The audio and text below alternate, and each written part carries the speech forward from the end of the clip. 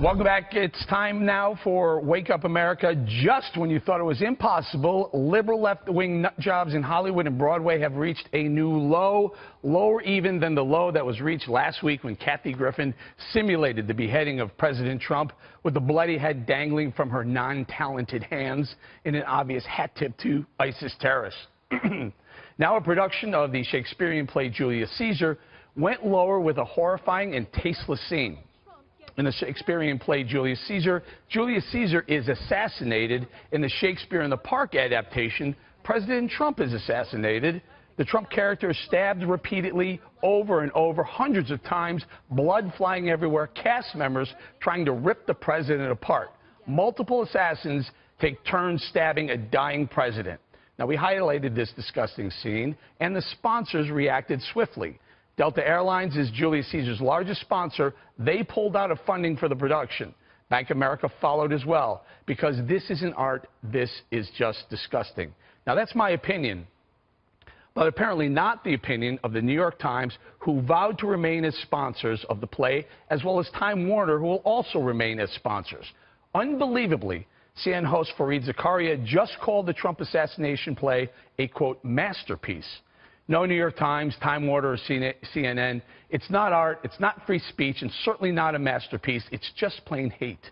But I do remember something far less hate-filled happening in 2013. There was a rodeo clown who wore an Obama mask in the ring. He tried to have fun at the then-president's expense, but you left-wing media hypocrites went apoplectic. That rodeo clown was fired over your outrage at such a display of disrespect for a seated president. Well, lefties, apply that same outrage to the folks at Julius Caesar. I dare you. You would be demanding that play be shut down. Or, more predictably, you'll defend the play as artistic expression and expose the ominous undercarriage of the liberal media, which is loaded with hypocrisy and devoid of American values. All right, now I'm going to give my free speech advocate on my left, screen right, a shot at this. Am I too harsh on the liberal media for not speaking up about this play? I think that they lost two sponsors, and I think that that's not hard to see why when you're talking about what's going to be socially acceptable. When you start to involve something where there's the depiction of the assassination of a president, a lot of times that's going to be unpopular and you will face consequences. However, those consequences have to come from outside of the law. In a free society, this is free speech. In order for it to not be free speech, it'd have to be a direct threat. It's obviously a fictional play is obviously not a direct threat. And Ken, I'm glad you pointed that out. Is free speech as well. Absolutely, and I'd like to point out that I'm not against free speech, hate speech. I'm against boycotts, but in this case, this whole monologue was about the hypocrisy coming from the left. That rodeo clown who put an Obama mask on got fired, and he was told he was never allowed at the rodeo again, in the rodeo circuit again. Eric, I think you're a little hard because I think that both sides are starting to get called out, maybe slower than you would like, but it's starting to happen. There's the CNN host that referred to the president as a piece of feces.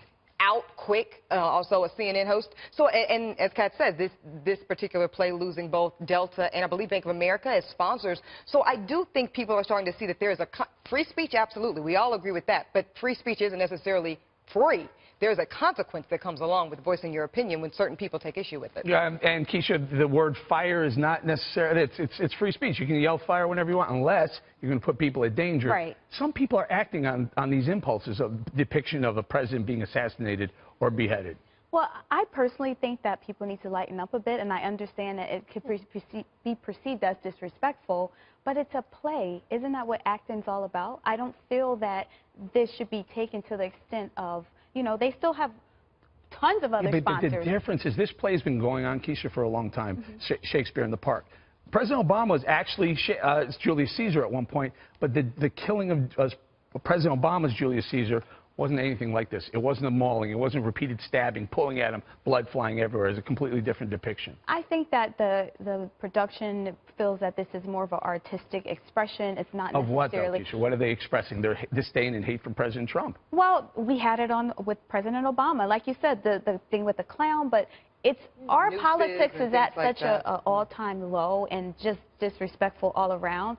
But I think in these situations, we can't necessarily say that it's just outright trying to make a threat to the president. Okay, let me ask you this, Ethan. Is it my calling out of the left? I'm pointing out that they were apoplectic about that rodeo clown, and all he did was wear an Obama mask in a rodeo ring.